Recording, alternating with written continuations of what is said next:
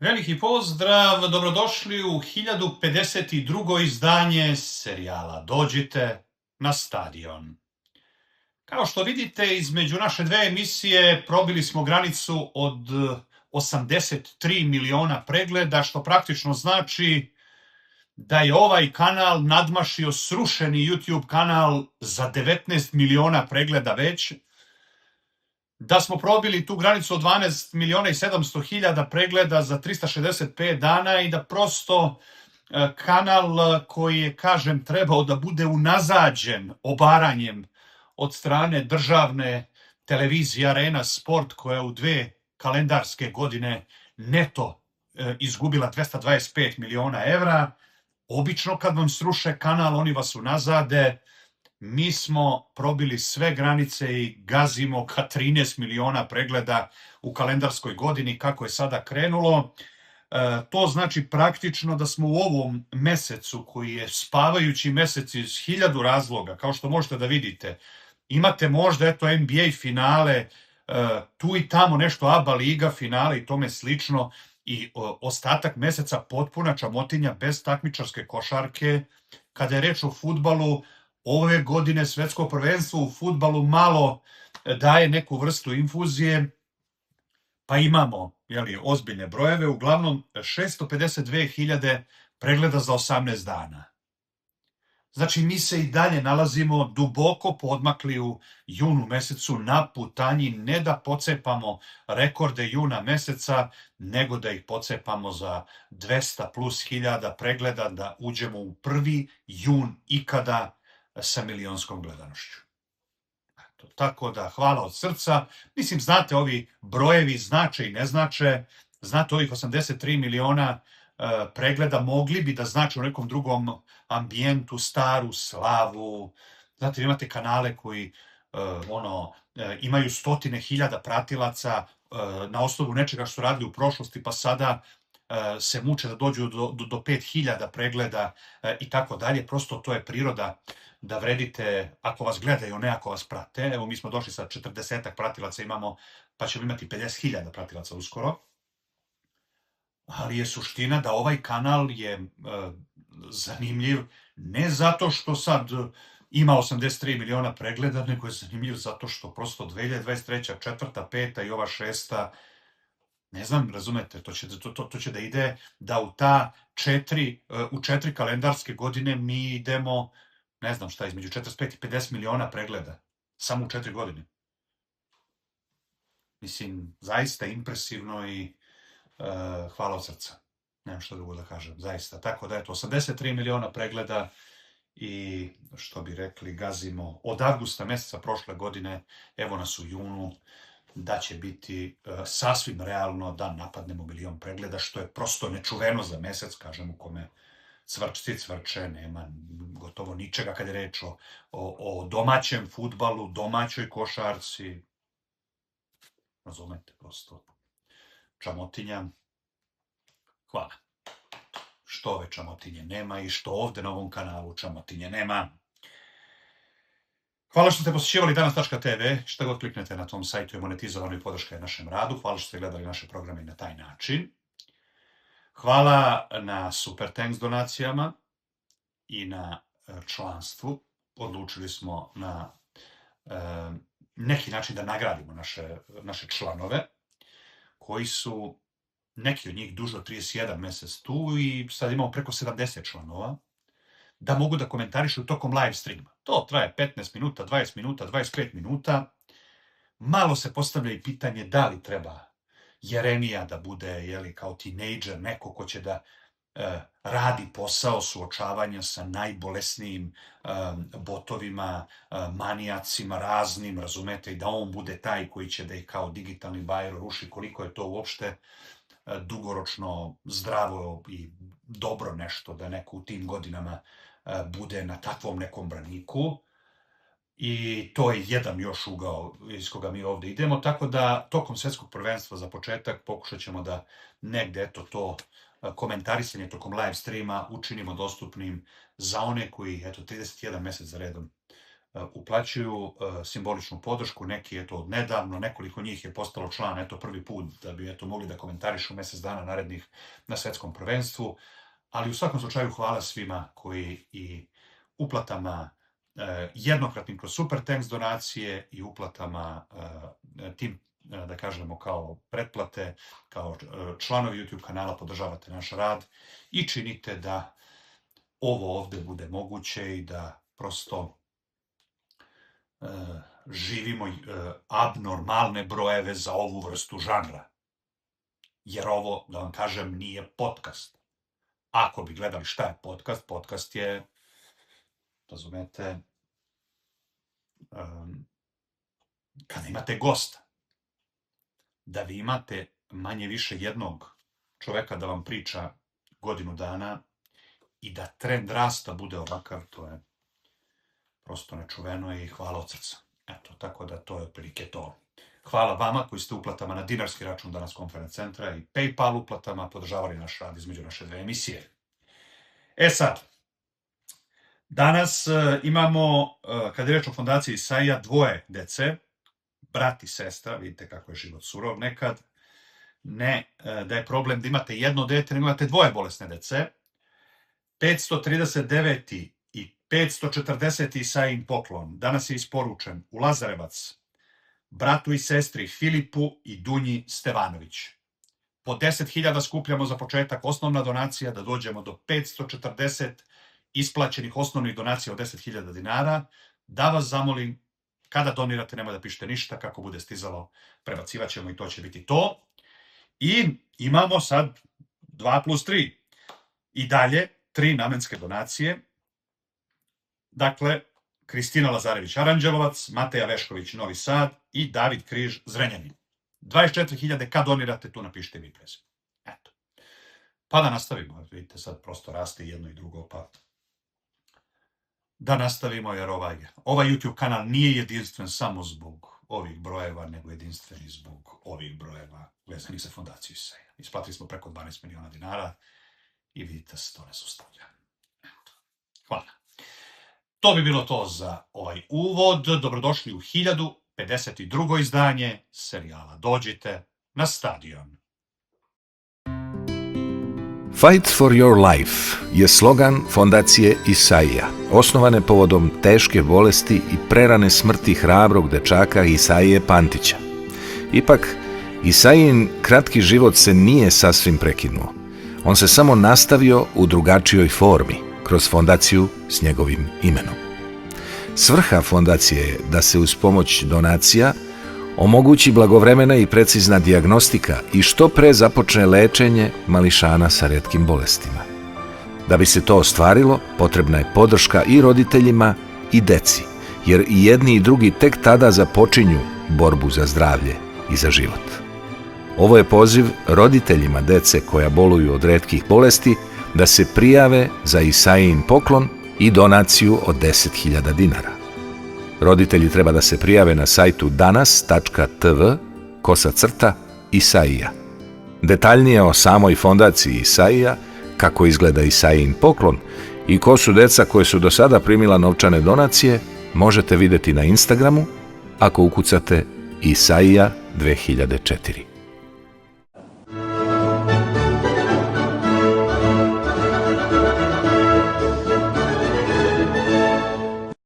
Sada je vreme za naš redovni komentar.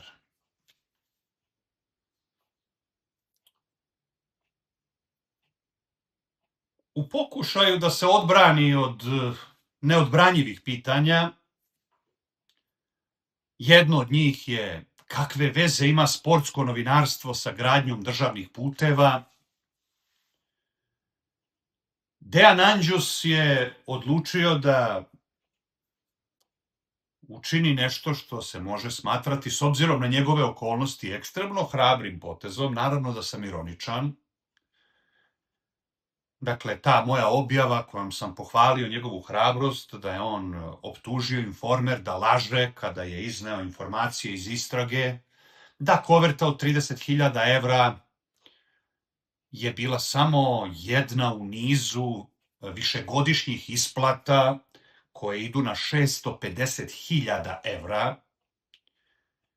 I sad znate, malo to zvuči ironično da neko na areni sport sada praktično da bi se odbranio od neodbranjivih pitanja, kreće u priču da Informer laže, da su to budalaštine, da razumete prosto jako su neprijatne te Informerove naslovne strane u trenutku kada one govore o Slaviši Kokezi, kada one govore, kažem, evo sad ovde o Anđusu, o čitavom nizu tih ljudi, razumete, Dijani Hrkalović i tako, znači, da li je to laž ili je to bilo disciplinovanje, vaspitavanje odbeglih naprednjaka kroz vađenje iz fioke onoga što se o njima ima. I onda u tom nekom kontekstu ponovo Anđus između redova meni preti, pošto vidite ovaj kanal je rapsodija, razumete, ovaj kanal je misaona imenica. Zamislite da Anđusa neko treba godinu dana njega da sluša onu emisiju i tako dalje, poredimo te brojeve, to je jedino fair, ali razumete da on napravi svoj kanal.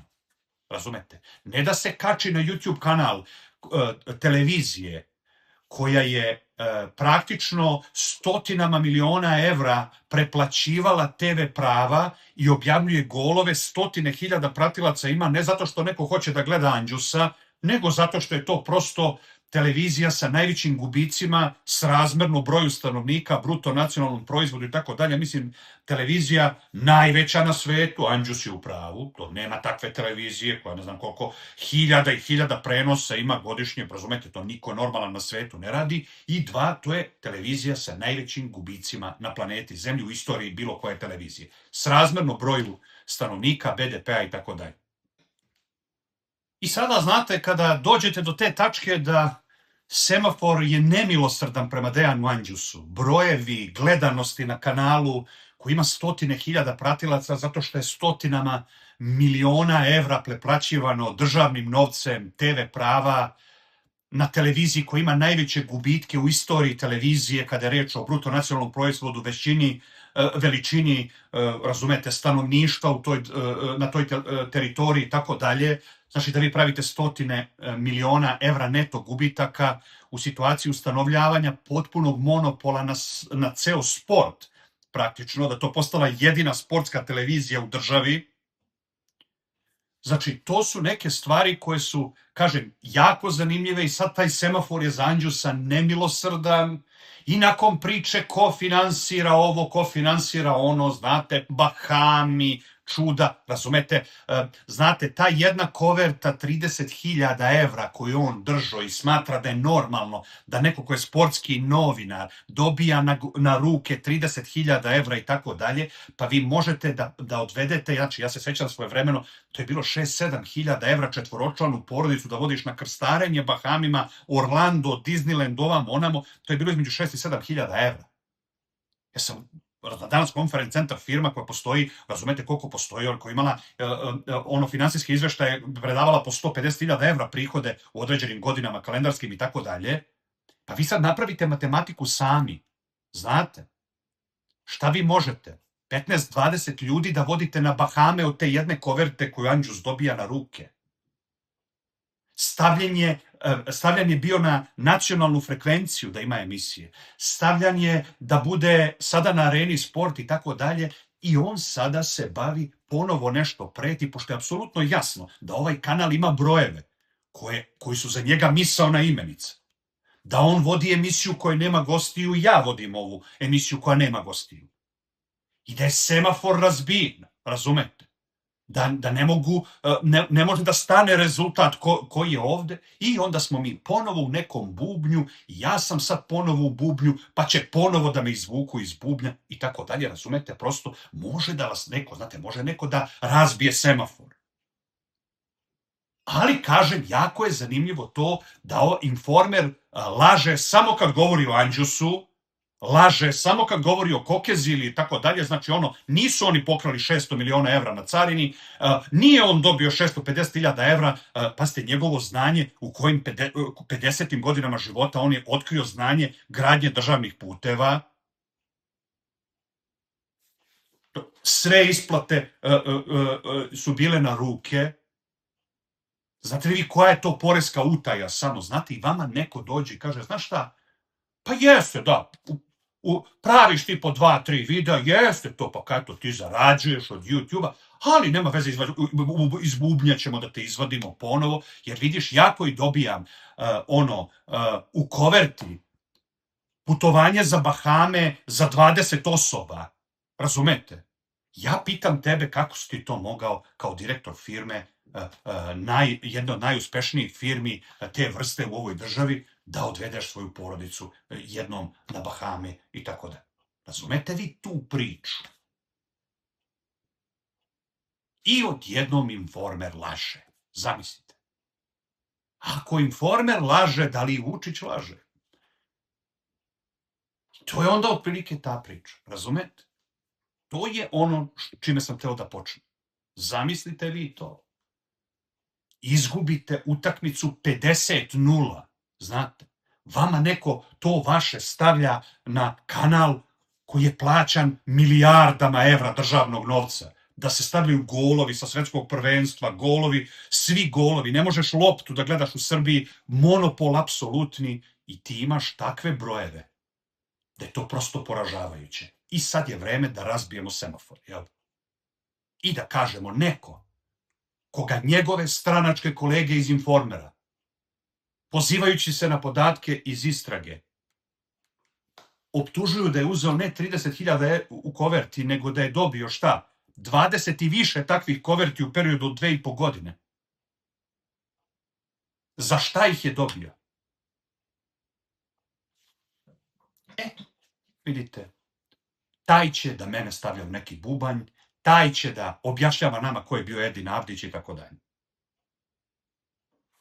A to samo izaziva kontraefekat, jer ne znam kome ta emisija služi i kakva je to televizija koja uopšte postoji na taj način, koja se bavi takvom vrstom programa.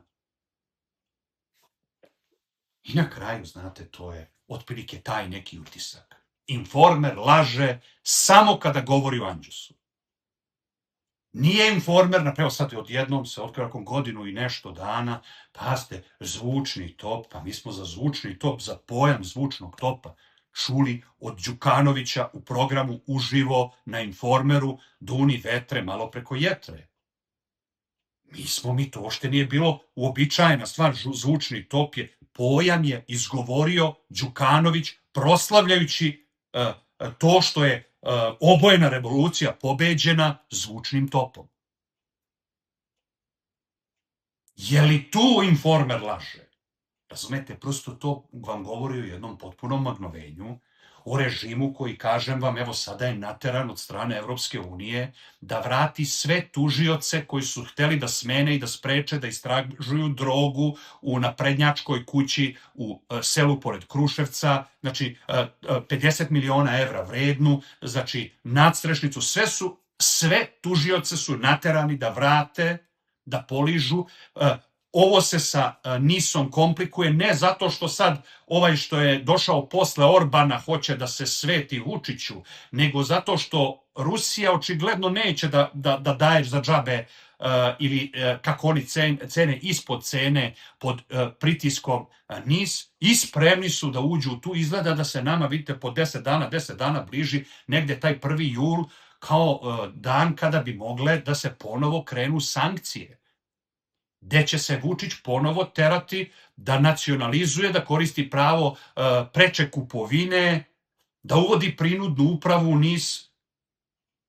Jer, razumete, to je ta neka cela priča. Ja vam govorim, pogledajte mu trajektoriju. Svaka nedelja, svaki mesec ima klavire koji padaju na glavu.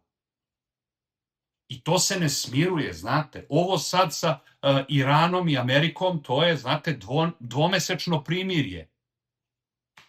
Šta će biti nakon toga? Da li Trump kupuje vreme? Da li će Trump ovo da razvlači dok mu ne prođu izbori u novembru?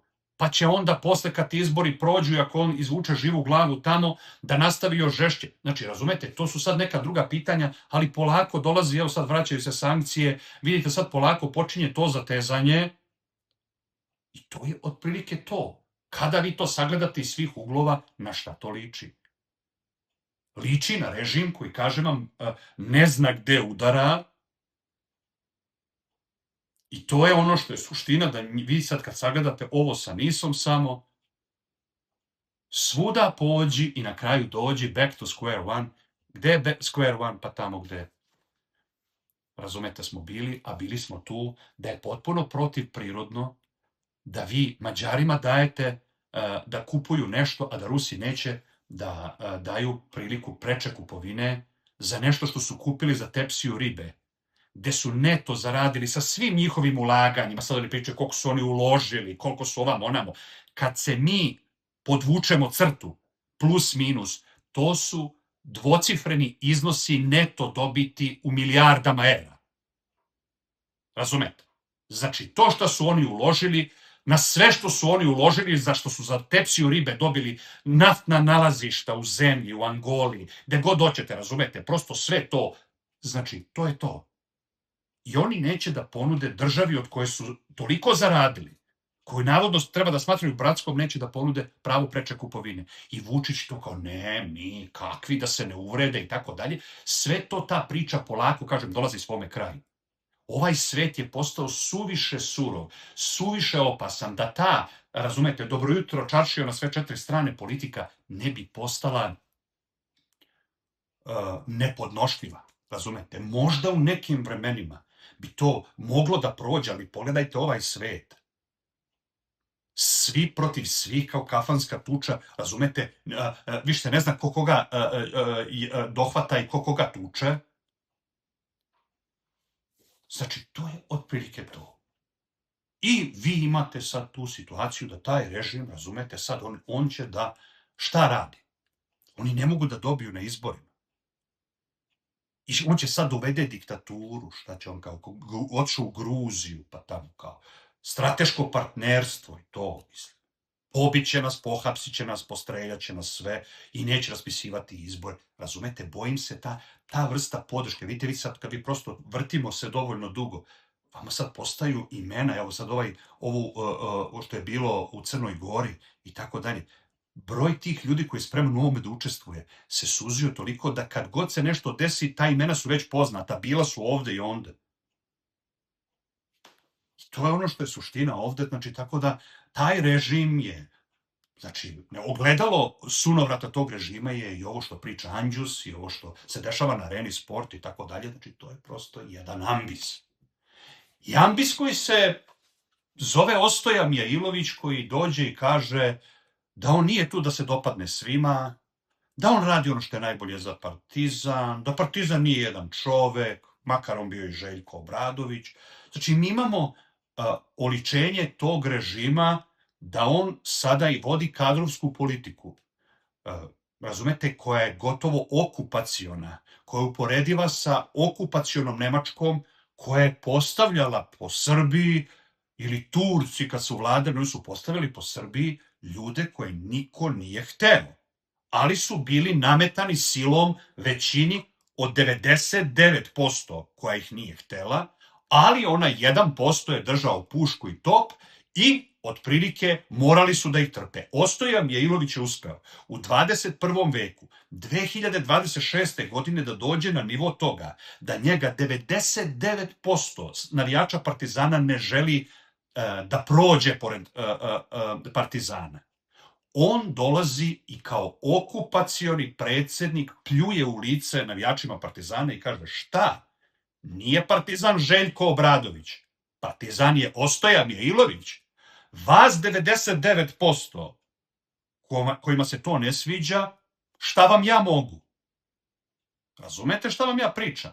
To je znači bukvalno mentalitet 1941. kaznenih ekspedicija nemačke vojske. Znate, nikome se ne sviđaju, niko za to ne bi glasao, ali eto, narod koji je okupiran to mora da trpi. I samo me zanima, ovi bardovi nezavisnog novinarstva iz radara, kada sledeći put budu dželate i žrtve pakovali u istu analizu i pričali koliko je potrošio Partizan, koliko je potrošila Zvezda, da li u tu analizu ulazi ovo o čemu ja vama pričam? Da Partizan ima okupacionog predsjednika koji dolazi i radi, što vi razumete, šta on radi sad s ovim prelaznim rokom? Znači, Partizan postaje klub koji zarađuje, prodaje, sad je Sterlinga Brauna, nemam ništa protiv dode za džabe, sad on je prodao za 500.000 evra nekoga, šta će da bude dovedeno? Ko će da dođe? Kad se sve ovo završi, kakav tim će Partizan imati? Kako će biti vođen? On će biti vođen kao u polufinalu i finalu ABA lige. Da li to neko želi? Aleksandar Vučić, kažem, je došao u tu situaciju da sad on ima kadrovska rešenja u ovoj Jovinoj gimnaziji. Ko tog čoveka tamo želi uopšte? Nikoga ne želi, ali on ga ipak proteruje. Znate, i tako redom cela država, ali kažem, Partizan kao obsesija, i gledate sad kako to izgleda. U fudbalskom klubu Partizan takođe Danko Lazović. Ko želi Danka Lazovića u Partizanu da bude predsjednik kluba, nemao završenu osnovnu školu, generalni direktor kluba, sportski direktor kluba? Razumete prosto, to niko, razumete prosto, u kom, šta je on sad? Ostoja Milović fudbalskog kluba Partizan. 99% smatra da kad je otišao Mijatović treba da ode i Rasim Ljajić, treba da ode i Danko Lazović, jel tako? On se promeće u nekoga ko, razumete, mislim, prosto to je to, igrači koji dolaze, znate, to onako educated guess, znači ono što kad se kaže na engleskom, onako obrazovano nagađanje, ili da kažemo informisano nagađanje, koliko će igrača u ovom prelaznom roku biti dovedeno preko menadžerske agencije, kuma Novaka Nedića, koga ako vidite i pokaže vam lice, mora da vas ubije. Zamislite, vama postoji menadžerska agencija koja okreće tolike pare, obrće toliki broj igrača i u zemlji i u inostranstvu, da čovek koji tu agenciju vodi je tako stidljiv da mu niko nikad nema slika njegova, nema ništa, razumete? I znate, to je ono kada sam ja sprečio da Saša Ilić prvi put uđe u Partizan i da postavi brata blizanca da bude trener, a on da bude kao sportski direktor, da bude trener brata blizanca koji radi tamo kao agent u toj agenciji. Kuma Novaka Nedića, kome kada vidite lice, mora da vas ubije. I mi sada imamo taj nastavak i kažem, evo da ponovim tu priču, ta slika, razumete, sa tih priprema, početak i tako dalje, i flašica vode, nad kojom se zgražava Saša Ilić, s pravom. Saša Ilić je neko ko zna da podvuče crtu i da kaže voda ne valja ni u cipelama i nemoj da mi je neko ovu flašicu vode ovde stavio, ja sam izričito protiv pijenja vode. Razumete?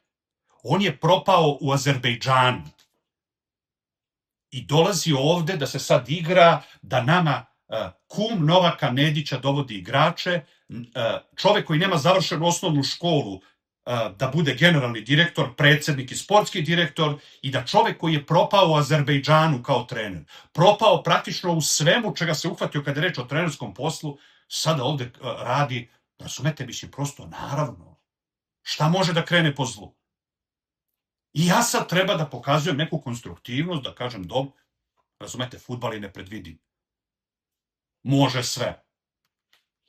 Ali kada je reč o namerama, vi vidite, imate jedno isti obrazac, okupacioni obrazac, postavit ćemo vam onoga koga nećete. Nema veze. I ti ljudi uopšte, razumete, su se pomirili sa sudbinom. I Ostoja Mijailović i Danko Lazović, razumete, i svi ti ljudi koji učestvuju u svemu ovome, da nakon vlasti Aleksandra Vučića za njih nema budućnosti na slobodi. Da su oni deo jedne vlasti koja je okupaciona. I da se kao takva i ponaša. Razumete? I vi kad vidite taj stepen drskosti Ostoje Mijailovića, vi vidite čoveka koji razume da nakon pada Aleksandra Vučića za njega budućnosti nema. I ostoji na pudlica koja će vam uvek objasniti, a ko će ako neće Ostoja Milović? Pa nema ko drugi, tako to je potpuna laž. Znate, u Partizan neće da dođe niko kao trener, pa eto, žrtvuje se Delija Blagoje, žrtvuje se Duljaj, žrtvuju se oni svi i tako dalje. To su ljudi koji dolaze spremni da rade pogrešne stvari. Vama je sve trebalo da bude jasno o Partizanu. Onoga trenutka kada je u ložu stadiona Partizana došao Slaviša Jokanović bez posla, da sedi sa Peđom Mijatovićem, da sedi sa tim Dankom Lazovićem i oni nisu izabrali Slavišu Jokanovića za trenera. Zašto? Pa zato što Slaviša Jokanović je znao šta se od njega traži. I to je ta priča, znate, mi imamo okupacione uprave. I te okupacione uprave, razumete, na kraju vode do toga da traju dok je okupacija. Ali niko ne može da ih analizira kao normalnu sportsku konkurenciju, da se vode i Zvezda i Partizan na isti način. Ne vode se. Zvezdi se daje sve i Partizan se vodi tako što mu se nameće predsednik koga niko osim njegove pudlice ne želi da vidi na čelu Partizana.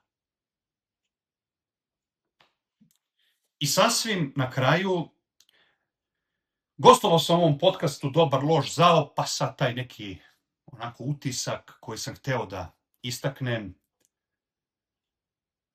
Zvezdaši na stand-by-u i tako njih dvojica sebe smatraju zvezdašima, ciganima u kolokvijalnom žargonu, na stand-by.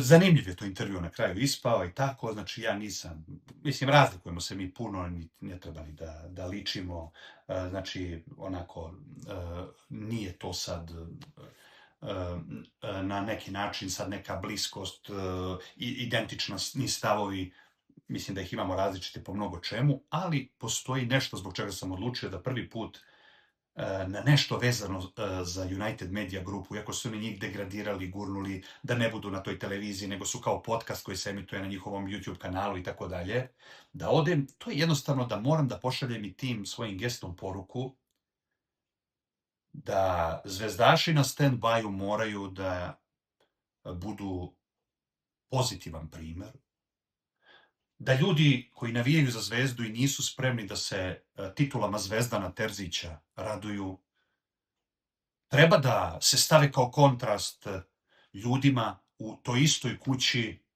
koji propovedaju da je u Srbiji sve namešteno, sve kriminalizovano, da Srbijom upravlja mafija, a da jedina sfera gde upravljaju anđeli i apostoli, to je fudbalsko prvenstvo u Srbiji. I da je namešteno sve, od izbora za mesnu zajednicu, izbora u Sevojnu, Kosjeriću, izbora za patrijarha, izbora za sve, jedino što je pošteno, jedino što je nesporno, to je titule Crvene zvezde u fudbalu. I na kraju, evo sad svi komentari, što dosta ispod dobar intervju i onako neka zanimljiva kombinacija različite trojice ljudi sa nekim zanimljivim temama i baš ispalo dobro. Ali ja sam otišao tamo, iako vrlo verovatno, ne znam koga bih još otišao tamo, iskreno, da pošaljem tu poruku da ne želim da podcenim i ne želim da ignorišem zvezdaše na stand-by-u kojih ima. I koji nisu odlučili da idu u pakao zbog lopte, koji nisu odlučili da prodaju obraz zbog lopte i koji nisu odlučili da se bave tom zverskom hipokrizijom da je u ovoj zemlji sve namešteno, sve kriminalizovano i da jedino što je sveto i pošteno i što neće biti preispitivano u nekoj budućnosti posle Vučića, to su titule i trofeji Zvezdana Terzića i Aleksandra Vučića u njegovoj Crvenoj zvezdi. Eto, tako da Ne moramo se ni slagati ni na unazad, ni na unapred, u većini stvari, ali što mora da se ceni, mora da se ceni. Ljudi spremni da budu zvezdaši na stand-by-u. Optužnica su za opozicione zvezdaše koji su u mnogo čemu ekstremniji, gori i pokvareniji od bilo koga u sistemu Srpske napredne stranke, režima Aleksandra Vučića i svih njegovih medija koje on kontroliše. Navodno opozicioni medijski zvezdaši su Hezbolah srpskog novinarstva i upravo zato kada postoji neki drugi primer koji naravno ne spada u sport, pa verovatno i tu taj neki moralni osjećaj više izražen, ne bi bilo pošteno da ja to ignorišem i da se na taj pristojni, civilizovani poziv, na taj razgovor u tom podcastu ne odazove. Eto, i da kažem ovako podcastom, nije mi žao što sam se odazvao. Jer ako treba da živimo posle Vučića, živeće se posle Vučića, ne sa advokatima Zvezdana Terzića u opozicionim medijima, nego isključivo sa zvezdašima na stand-by-u. I mislim da je to poruka koju sam smatrao da sam ja dužan da pošaljem. To bi bilo to za ovo izdanje emisije Dođite na stadion. Pratite nas i nadalje. Hvala vam na pažnji i prijatno.